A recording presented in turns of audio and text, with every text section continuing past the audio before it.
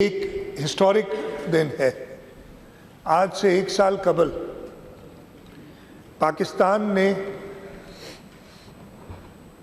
की आवाम ने, पाकिस्तान के लोगों ने, हमारी आर्म फोर्सेस ने, हमारी पॉलिटिकल लीडरशिप ने, हमारे यूथ ने, हमारी मीडिया ने, यानी पूरी कौम ने इकट्ठा होके जब एक दुश्मन ने हम पे वार किया तो पूरी कौम ने इकट्ठा होके उसका ऐसा जवाब दिया कि दुश्मन अभी तक नहीं बल्कि इंशाल्लाह कभी भी नहीं उस ज़र्ब से जो हमने उन पे लगाई, जो उन्होंने हमारे साथ एक अटैक किया तो उसके जवाब में उससे निकल नहीं सकेगा। स्पीकर साहब, ये कहानी अभी की नहीं है, ये 1 साल पुरानी भी नहीं है। भारत के हमारे मुल्क के ख़िलाफ़ जो अज़ाइम हैं वो 1947 में जब पाकिस्तान आज़ाद हुआ था उस दिन से है। उस वक्त भारतीय पॉलिटिकल लीडरशिप कहती थी कि ये मुल्क 6 महीने नहीं चलेगा, और इसी तरीके से वो हमेशा, चाहे वो 1947 हो, 1965 हो, 1971 हो, उसके बाद भी कई बार बीच में उन्होंने कोशिशें की और पाकिस्तान के ऊपर हमले करते रहे। यही वजह थी कि 1971 में, और मैं कहूँगा कि जो 10 मई 2025 को हुआ था उसका आगाज़ जनवरी 1972 में हुआ था। शहीद जुल्फ़िकार अली भुट्टो को इस मुल्क की बागडोर संभाले हुए अभी 20 दिन हुए थे, 20 बल्कि पूरे 20 दिन हुए थे। 10 जनवरी 1972 उन्होंने एक मीटिंग, जो कि उस वक्त जाहिर नहीं थी लेकिन बाद में वो पता चला, मुल्तान में बुलाई, जिस मीटिंग में उन्होंने पाकिस्तान के जो नामवर फिजिसिस्ट थे, साइंसदान थे, उनको बुलाया और उस मीटिंग में कहा कि जी अगर हमने पाकिस्तान, इसलिए कि हमने ताज़ा एक ज़ख़म खाया था, हमारा आधा मुल्क अलग हो गया था, और शहीद जुल्फ़िकार अली भुट्टो ने वहाँ ये फ़ैसला किया कि हम हर हाल में पाकिस्तान को एक एटमी ताकत बनाएंगे। भारत अपना एटमी प्रोग्राम उससे पहले शुरू कर चुका था, और ये 10 जनवरी 1972 को शुरू होने वाला प्रोग्राम, जो भी सक्सेसिव गवर्नमेंट्स आई उन्होंने उसको कंटिन्यू रखा। भारत ने 1974 में अपने एटमी धमाके किए और फिर दूसरी बार उन्होंने 99 में एटमी धमाके। तो सिंध असम्बली का इजलास जारी है। वज़ीर आला सिंध मुराद अली शाह इजहार ख्याल कर रहे हैं और उन्होंने कहा कि बिलावल भुट्टो ने आलमी सतह पर पाकिस्तान का मुकदमा लड़ा। मई 1998 में पाकिस्तान ने अपना वो एटमी धमाके करके पाकिस्तान दुनिया की पहला मुसलमान मुल्क बना जो एक एटमी ताकत हुआ। भारत को ये चीज़ अच्छी नहीं लग रही थी और भारत हमेशा कोशिश में रहता था कि किसी न किसी तरीके से पाकिस्तान को नुकसान पहुंचाए। कई बार पहले वो ये फॉल्स फ्लैग ऑपरेशंस करता रहा। 2019 में उसने कोशिश की, 2016 में अगर मुझे याद पड़ता है उस वक्त भी कोशिश की, और पिछले साल 22 अप्रैल 2025 को उन्होंने एक खुद साख्ता हमला कराया अपने ही निहत्ते लोगों पे पहलगाम में, और उसका इमीडिएटली, यानी वो जब हमला हुआ उसके कुछ मिनटों के बाद ये ऐलान कर दिया कि जी ये पाकिस्तान ने की तरफ से ये हुआ है। हुकूमत पाकिस्तान ने, हमारी मिलिट्री लीडरशिप ने उसी वक्त कहा कि जी हमारा नहीं, आप इसकी इन्वेस्टिगेशन करें, हम आपसे पूरी तरीके से ताउन करने के लिए तैयार हैं। प्राइम मिनिस्टर ने ओपनली इनवाइट किया कि जी इस पे आप कहें, आप हमें सबूत दें। पूरी दुनिया से कहा कि इसके सबूत दिए जाएं और अगर हम जिम्मेदार हैं तो हम वो जिम्मेदारी की वजह से जो भी हमें सज़ा मिले हम तैयार हैं, लेकिन हम क्लियर थे कि ये भारत का फॉल्स फ्लैग ऑपरेशन था। उसी वक्त पता चल गया था कि इनके अज़ाइम कुछ और हैं, इसके पीछे कुछ और बात है। और अगर मेरी याददाश्त मेरे साथ देती है, ज़्यादा पुरानी बात नहीं है, पहली बार उन्होंने 29 अप्रैल को कोशिश की कि पाकिस्तान पे हमला करें। 29 अप्रैल को उन्होंने अपने हवाई जहाज़ वगैरह फ़ज़ा में लाए, लेकिन पाकिस्तान की अफवाज तैयार थी और वो हमला उन्होंने अबैंडन किया मिड एयर में। दूसरी बार वो एस्केलेट करते रहे मामले को और 7 मई को हिंदुस्तान ने हमला किया। हिंदुस्तान ने हमारे सिविलियन टारगेट्स पे मिसाइल फेंके, हमारे सिविलियंस की शहादतें हुई और उस दिन भी उस अटैक के कुछ ही घंटों बाद, कुछ देर बाद हमारी पाक फ़ज़ाइया तैयार थी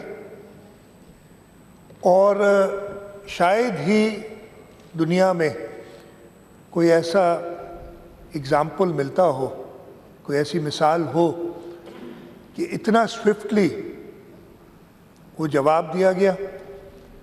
और उस दिन अब बातें सारी क्लियर हो गई हैं।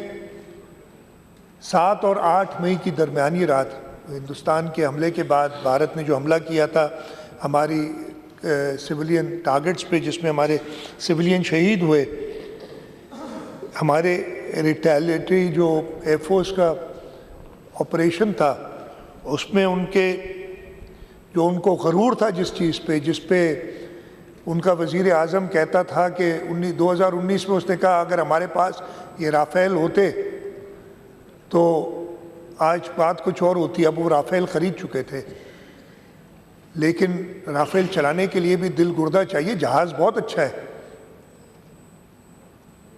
4 राफ़ेल, 1 MiG-29, 1 Su-30 और 1 Mirage 2000 plus 1 unmanned UAV Heron का जो इजरायली, 8 तैयारे पाकिस्तान के शाहीनों ने गिराए। ये टोटल ऑपरेशन 52 मिनट का था और अभी उन्होंने क्लियर किया है कि असल में उस दिन भारत के 74 या 75 तैयारे हवा में थे और वो सारे टारगेट पे थे। अगर हम जंग चाहते मज़ीद, हमने तो सिर्फ जो उन्होंने अटैक किया था उसका एक बिफिटिंग रिस्पांस दिया, तो हम वो 74 के 74 तैयारे उनके गिरा सकते थे उस दिन। लेकिन पाकिस्तान ने रिस्ट्रेंट का मुजाहरा किया और ये उम्मीद से कि शायद इनका गुरूर टूटे, शायद इनको कुछ अकल आए कि आप पाकिस्तान की कौम अगर मुत्तहिद है, जो कि हुई हुई थी, चाहे वो पॉलिटिकल सर्कल्स हों, जैसे मैंने बताया, हर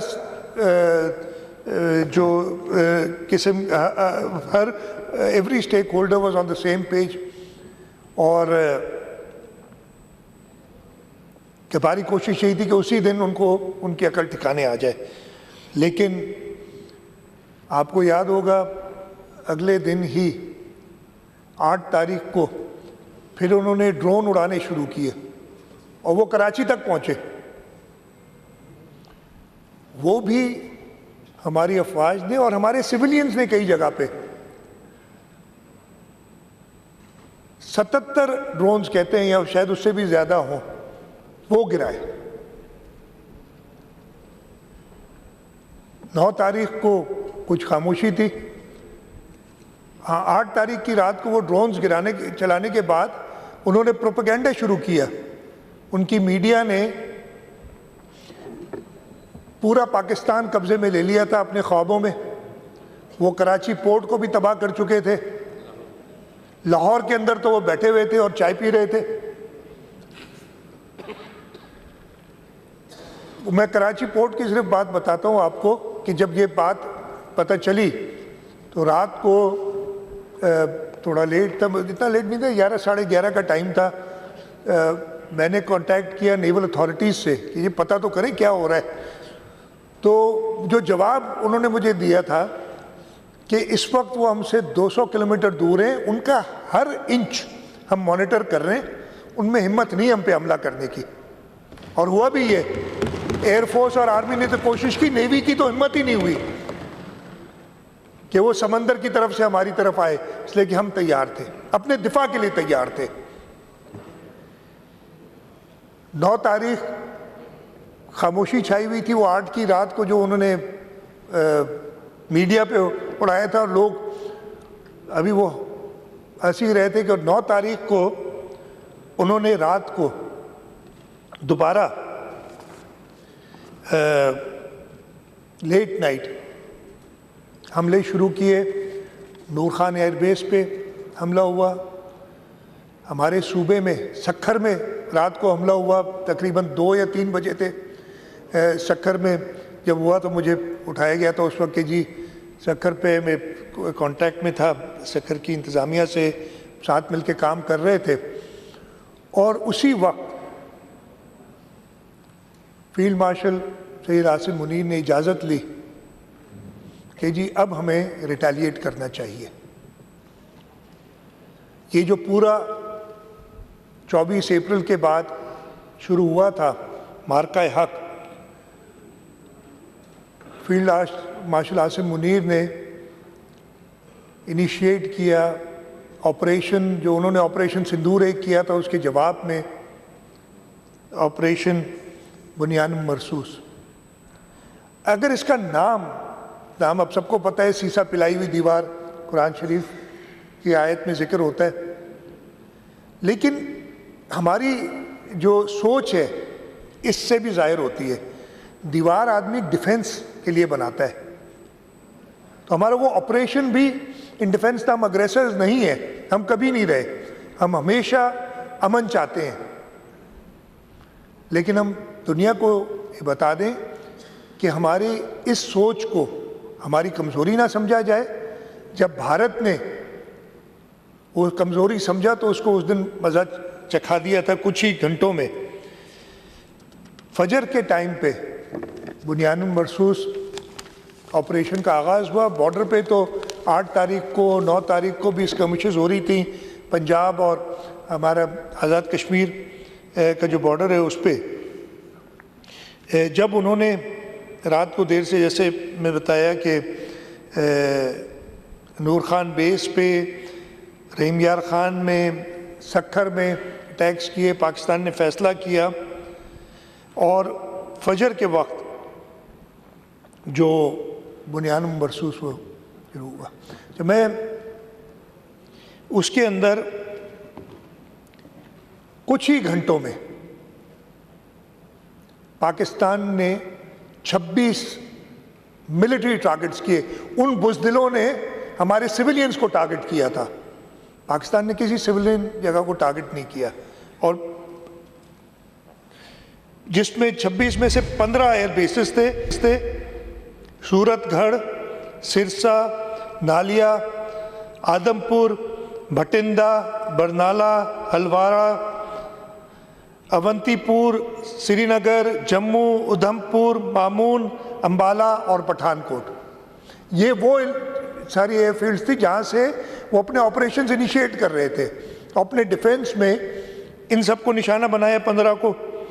उसके अलावा जिन पे उनको फ़ख्र था ये ब्राह्मोस, इनसे उन्होंने बिल्कुल बुज़दिली की इंतहा ये थी कि जब सीज़ फायर की बात शुरू कर दी थी, उसके बाद उन्होंने एक ब्राह्मोस दागा था बोलाड़ी पे, जिससे हमारे एयरफोर्स के जवानों की शहादतें हुई।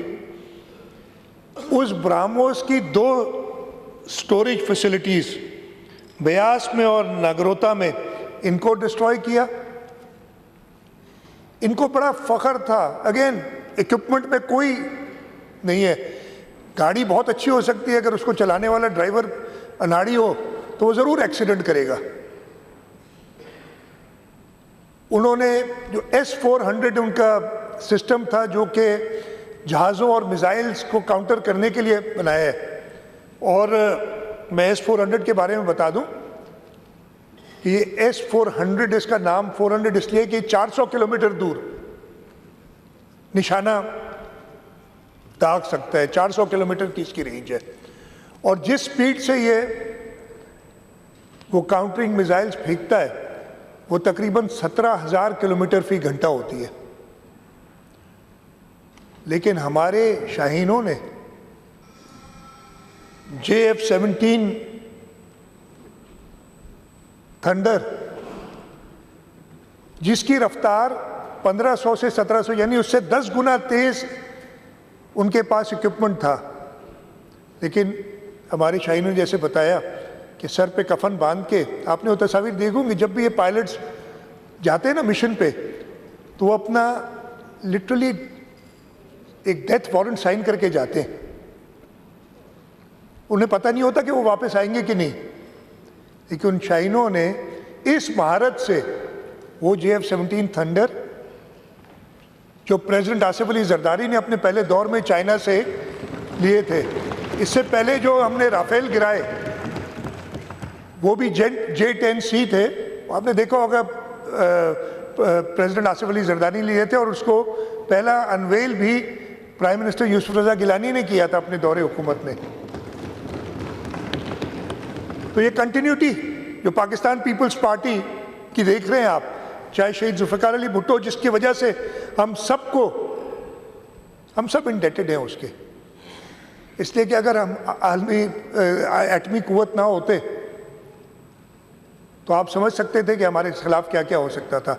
शहीद मोहतरमा बेनज़ीर भुट्टो जिसने मिसाइल टेक्नोलॉजी, ये मिसाइल जिनसे हमने ये सारे इनके जहाज़ और इनके इंस्टॉलेशंस को नुकसान पहुंचाया, या फिर प्रेसिडेंट आसिफ अली जरदारी जिन्होंने अपने दौरे हुकूमत में ये J-10C और JF-17 की कॉन्ट्रैक्ट्स किए चाइना के साथ, या अभी रिसेंटली उन्होंने अंगूर क्लास सबमरीन्स जो लाए हैं, तो पाकिस्तान के दिफा को नाकाबिले तस्खीर करने में पीपल्स पार्टी का एक रोल रहा है जो इंशाअल्लाह ताला हमेशा जारी रहेगा। खैर, मैं बता रहा था कि ये S-400 इस महारत से जाके 2 S-400 इन्होंने दागे हमारे शाहीनों ने और सेफली वापस आ गए मुल्क में अपने। ये महारत थी। इसके अलावा इनके काफ़ी मिलिट्री और लॉजिस्टिक साइट्स थी, फील्ड सप्लाई डिपोज थे, उरिंद में रडार स्टेशन, पूंछ में रडार स्टेशन, और 10 brigade and 80 brigade KG top, इन सब को नेस्तो नाबूद किया। और यही वजह थी कि फजर के बाद कुछ ही घंटों में भारत कुछ, इसके साथ साथ और बहुत कुछ कि उन्होंने उनके सारी जो इस वक्त 5th जनरेशन वॉर है वो साइबर अटैक्स करके इनके सारे जो कमांड साइट्स थी उनको जैम कर दिया था, अंधे हो गए थे वो।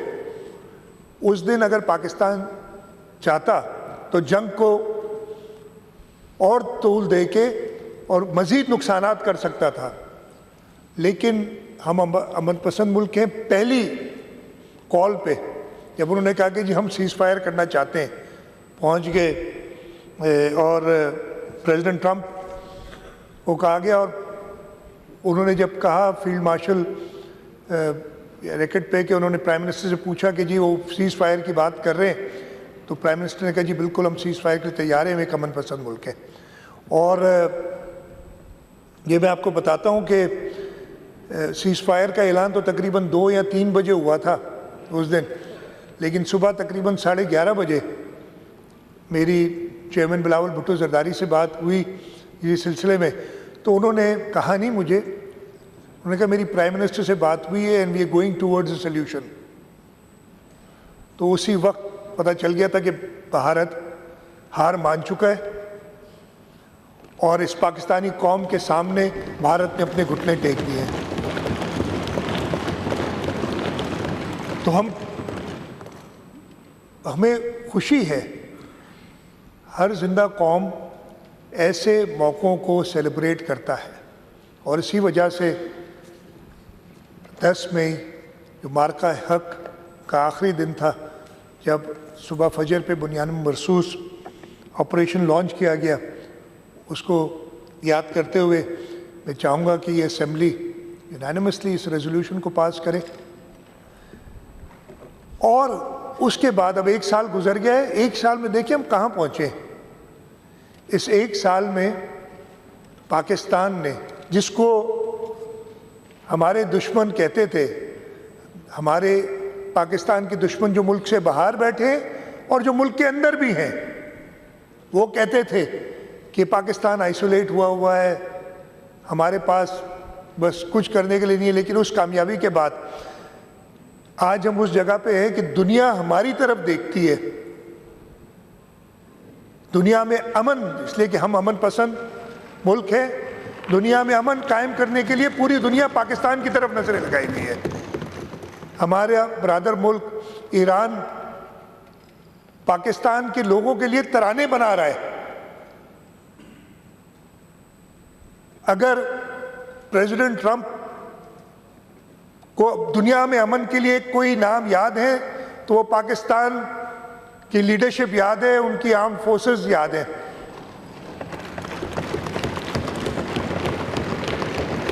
तो जैसे मैंने ये रेजोल्यूशन शुरू की थी, इस जो हमें अल्लाह ताला, जो हमें इज़्ज़त मिली है, हमें सबसे पहले अपने रब के सामने अपना सर झुकाना चाहिए। और इसीलिए ये रेजोल्यूशन शुरू ही वहाँ से होती है कि हम रब का जितना शुक्र अदा करें कम है। शायद हम इस काबिल नहीं है जो इज़्ज़त हमें मिली है। और उसके बाद इस रेजोल्यूशन में मैंने बात की है उन शुहदा की जिन्होंने अपनी जानें दी, जिनकी वजह से हम सुरखरू हैं।